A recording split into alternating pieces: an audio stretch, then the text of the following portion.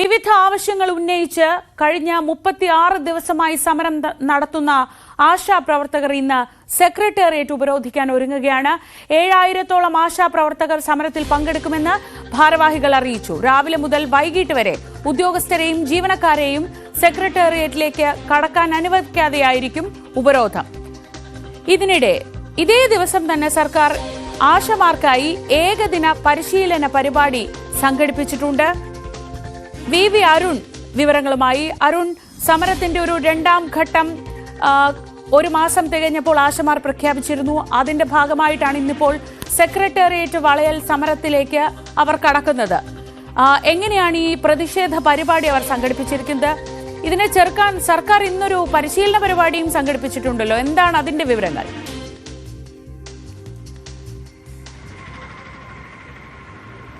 ശ്രീജ, 36 ദിവസം പിന്നിടുന്നു ആശമാരുടെ സെക്രട്ടേറിയറ്റ് മുന്നിലെ സമരം. നമുക്കറിയാം, അവർ വലിയ പ്രകടനമായി സാധാരണഗതിയിൽ ഈ സെക്രട്ടേറിയറ്റ് മുന്നിൽ ധർണ സമരമാണ്, രാപകൽ സമരമാണ് അവർ നടത്തുന്നത്. അത് മറ്റു തരത്തിലേക്ക് മാറിക്കൊണ്ട് സെക്രട്ടേറിയറ്റ് മാർച്ച് സംഘടിപ്പിച്ചിരുന്നു. വലിയ പങ്കാളിത്തം, ആശമാരുടെ പങ്കാളിത്തം അതിലുണ്ടായി. ഇപ്പോൾ മറ്റൊരു സമര രൂപത്തിലേക്ക് മാറുകയാണ് ആശമാരുടെ സമരം. ഇന്ന് സെക്രട്ടേറിയറ്റ് വളയുകയാണ് അവർ. സെക്രട്ടേറിയറ്റിൻ്റെ എല്ലാ ഗേറ്റുകളും ഉപരോധിച്ചുകൊണ്ടുള്ള സമരമാണ്. സെക്രട്ടേറിയറ്റ് ജീവനക്കാരെയും അതുപോലെ തന്നെ ജനങ്ങളെയും ഒന്നും വഴി വിടില്ല എന്ന് പ്രഖ്യാപിച്ചുകൊണ്ടുള്ള ഒരു സമരം.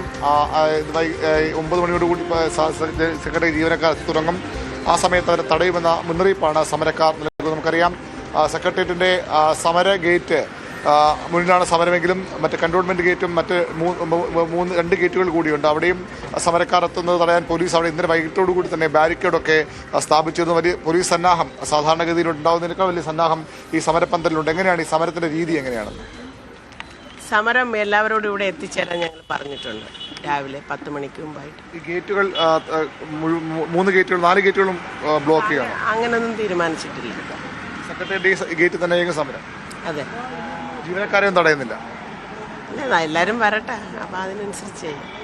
ഏതായാലും ആ സമര രൂപത്തിൽ സ്വാഭാവികമായും ഒരു സസ്പെൻസ് ഇടുന്നുണ്ട്. എങ്ങനെ എന്ന കാര്യത്തിൽ ആളുകൾ വരട്ടെ, 10 മണിയോട് കൂടി ആളുകൾ ഇവിടേക്ക് എത്തും. അതിനുശേഷം അത് തീരുമാനമെന്നാണ് പറയുന്നത്. പോലീസ് സന്നാഹവും ഇവിടെ സാധാരണയിൽ കൂടുതലുള്ള പോലീസ് ഇവിടെ വിന്യസിച്ചിട്ടുണ്ട്. രാവിലെ തന്നെ വനിതാ പോലീസ് ഉൾപ്പെടെയുള്ള ആളുകളെ ഇവിടെ നിരവധി പേരെ ഉദ്യോഗസ്ഥരെ വിന്യസിച്ചിട്ടുണ്ട്. അത് ഈ സമരക്കാർ ഇത്തരത്തിൽ ജീവനക്കാരെ തടയും, ആളുകളെ തടയുമെന്ന മുന്നറിയിപ്പ് വന്നതിനെ തുടർന്നാണ് വലിയ പോലീസ് സന്നാഹമുള്ളത്. അത് മാത്രവുമല്ല, നിയമസഭ നടക്കുന്ന ദിവസമാണ്. മുഖ്യമന്ത്രിമാരും ഒക്കെ മുഖ്യമന്ത്രിമാരും ഒക്കെ തലസ്ഥാനത്തുള്ള ദിവസമാണ്. സ്വാഭാവികമായും സെക്രട്ടേറിയറ്റിലും നിയമസഭയിൽ സെക്രട്ടേറിയറ്റിലും ഒക്കെ അവരുടെ മൂവ്മെൻറ്റ് ഉണ്ടാകാറുണ്ട്. അങ്ങനെ വരുമ്പോൾ സ്വാഭാവികമായും സമരക്കാർ മന്ത്രിമാർക്ക് എതിരെ പ്രതിഷേധമുണ്ടാക്കുകയോ അല്ലെങ്കിൽ ജീവനക്കാർക്കെതിരെ പ്രതിഷേധമുണ്ടാകും. ജീവനക്കാർ 8-9 മണിയോടുകൂടി ഈ ഗേറ്റുകളിലെത്തി തുടങ്ങും. നമ്മളിപ്പോൾ ഉള്ളത് സെക്രട്ടേറിയറ്റിൻ്റെ ആ സമര ഗേറ്റിലാണ്. അവിടുത്തെ പോലീസ് സന്നാഹമാണ് നമ്മൾ കാണുന്നത്. വനിതാ പോലീസ് ഉദ്യോഗസ്ഥരാണ് കൂടുതൽ, കാരണം ആശമാരുടെ സമരമാണ്.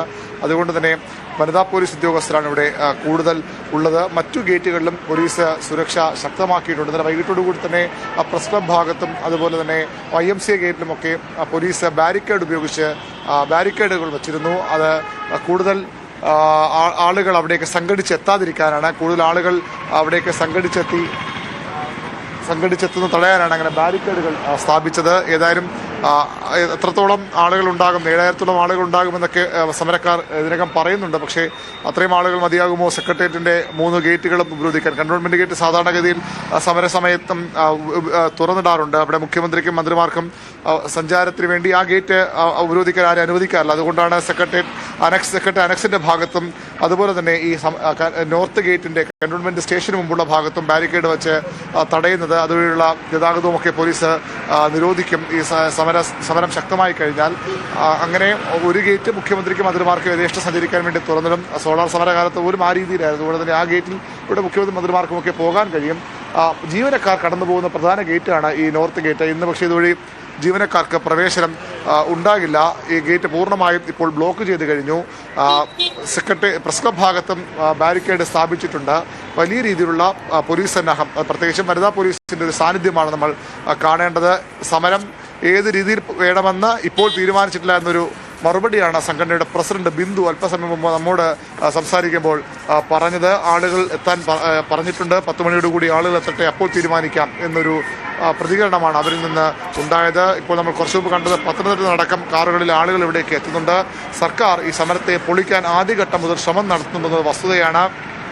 പലതരത്തിൽ ആശമാരെ നിർബന്ധിച്ചും പ്രലോഭിപ്പിച്ചും സമ്മർദ്ദത്തിന് വഴങ്ങാൻ ശ്രമിച്ചുമൊക്കെ സമ്മർദ്ദത്തിലാക്കിയുമൊക്കെ സമരം പൊളിക്കാൻ സർക്കാർ ശ്രമം നടത്തുന്നു. അതിന്റെ ഒടുവിലത്തെ ഒരു ഉദാഹരണമാണ് ഇന്ന് ആശമാർക്ക് വേണ്ടിയുള്ള ആരോഗ്യവകുപ്പിന്റെ പരിശീലന പരിപാടി. അതിൽ നിർബന്ധമായും പങ്കെടുക്കണമെന്നാണ് നിർദ്ദേശം. അങ്ങനെ വരുമ്പോൾ ആശമാർ ഈ സമരപന്തലിലേക്ക് എത്തില്ല എന്നൊരു വിലയിരുത്തലാണ് സർക്കാരിന് ഉള്ളത്. അതുകൊണ്ടുകൂടിയാണ് സർക്കാർ ആ രീതിയിൽ പരിശീലന പരിപാടി സംഘടിപ്പിച്ചിരിക്കുന്നത്.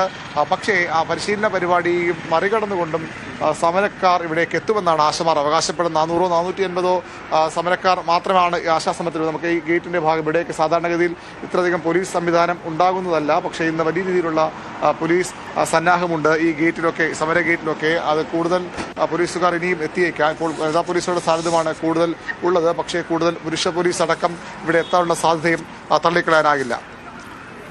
അതായത് അരുൺ, വലിയ രീതിയിലുള്ള ഒരു പ്രതിഷേധം തന്നെ ആശമാരുടെ ഭാഗത്തു നിന്ന് സർക്കാർ പ്രതീക്ഷിക്കുന്നുണ്ട് എന്നതല്ല ഈ തയ്യാറെടുപ്പുകളിൽ നിന്ന് മനസ്സിലാവുന്നത്. അവരാകട്ടെ തങ്ങളുടെ ശക്തിക്കനുസരിച്ച് പ്രതിഷേധം നടത്താം എന്ന രീതിയിലാണ് കുറച്ച് കഴിഞ്ഞിട്ട് അത് എന്തായിരിക്കുമെന്ന് പറയാമെന്ന് പറയുന്നത്. ആ രീതിയിലല്ലേ ഇന്നത്തെ സമരത്തെപ്പറ്റി മനസ്സിലാക്കേണ്ടത്?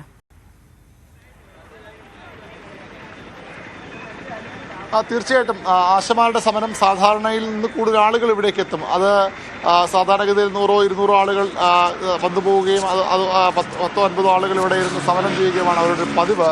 വളരെ സമാധാനപരമായ സമരമാണ്. നിയമസഭാ മാർച്ച് നടത്തിയെന്നും അതിൽ ചില ആവേശം കൂടിയ ആളുകളൊക്കെ അത് സംഘർഷത്തിലേക്ക് കൊണ്ടുപോകണമെന്ന ഒരു ചർച്ച ആ ഗ്രൂപ്പിൽ അവർ മുന്നോട്ട് വെച്ചു. പക്ഷേ നേതൃത്വം ഇടപെട്ട് വളരെ സംയമനത്തോടൊരു സമരമാണ് നിയമസഭാ മാർച്ചിലടക്കം ഉണ്ടായത്. പക്ഷേ ഈ സെക്രട്ടേറിയറ്റിൽ 7000-ഓളം ആളുകൾ വരുമെന്ന് പറയുമ്പോൾ അത് ഈ ഭാഗത്ത് സ്വാഭാവികമായ ഒരു തിരക്കുണ്ടാക്കാനിടയുണ്ട്. അതുകൊണ്ടാണ് പോലീസ് ആ രീതിയിലുള്ള വിന്യാസത്തിലേക്ക് പോകുന്നത്. സെക്രട്ടേറിയറ്റാണ്. ഏതെങ്കിലും തരത്തിൽ സമരം 36 ദിവസം പിന്നിടുന്നു, ഇതുവരെയും ഒരു തീരുമാനമുണ്ടാകുന്നില്ല. അതുകൊണ്ട് സമരത്തെ ഏത് രൂപത്തിലേക്ക് മാറ്റുമെന്നൊരു ആശങ്ക സർക്കാരിനുണ്ട് എന്നുള്ള വസ്തുതയാണ്. വനിതകൾ മാത്രമാണ് പങ്കെടുക്കുന്നതെങ്കിൽ പോലും സമരത്തെ മറ്റേതെങ്കിലും വിധത്തിൽ അക്രമ രീതിയിലേക്കോ അല്ലെങ്കിൽ സെക്കൻഡിനുള്ളിൽ കടക്കാനുള്ള ശ്രമമോ ഒക്കെ പല രീതിയിൽ വേണമെങ്കിൽ സമരം മാറാം. ആ ഒരു ആശങ്ക ഉള്ളതുകൊണ്ട് തന്നെയാണ് സർക്കാർ ഈ രീതിയിലുള്ള പോലീസ് ഈ രീതിയിലുള്ള ഒരു ക്രമീകരണങ്ങൾ ഏർപ്പെടുത്തുന്നത്, സുരക്ഷാ ക്രമീകരണങ്ങൾ ശക്തമാക്കുന്നത്. ജീവനക്കാരൊക്കെ എത്തുമ്പോൾ അവരെ തടയാൻ കൂടി ശ്രമിച്ചാൽ ഒരുപക്ഷെ അത് കാര്യങ്ങൾ മറ്റു തലത്തിലേക്ക് മാറും. അത് ഒഴിവാക്കാനുള്ള ശ്രമമാണ്. ഇപ്പോൾ ആ സമരസമിതി നേതാവ് അത്തരത്തിൽ തുറന്നു പറയുന്നില്ല. എങ്ങനെ ഈ സമരം മാറുമെന്ന കാര്യത്തിലൊക്കെ ആളുകൾ വരട്ടെ. സ്വാഭാവികമായ അവർക്കൊരു പ്ലാൻ ഉണ്ടാകും, ഒരു സമര തന്ത്രം ഉണ്ടാകും. അത് അവസാന ഘട്ടത്തിലേക്ക് മാറ്റാനാകാം. ഒരുപക്ഷെ അവർ ആ ഒരു സസ്പെൻസ് നിലനിർത്തും. പക്ഷേ സർക്കാർ എല്ലാ സാധ്യതകളും കാണുന്നുണ്ട്. ഇന്ന് സെക്രട്ടേറിയറ്റിന് മുന്നിലേക്ക് തന്നെ നമുക്ക് ഉറ്റുനോക്കാം. അവിടെ വലിയൊരു പ്രതിഷേധ സമരം, 7000-ഓളം ആശമാരെത്തുന്ന ഒരു വലിയ പ്രതിഷേധ സമരം തന്നെ ഉണ്ടാകുമെന്ന് ആണ് പ്രതീക്ഷിക്കുന്നത്. അതിനനുസരിച്ചുള്ള പോലീസ് വിന്യാസം അവിടെ നടത്തിയിട്ടുണ്ട്.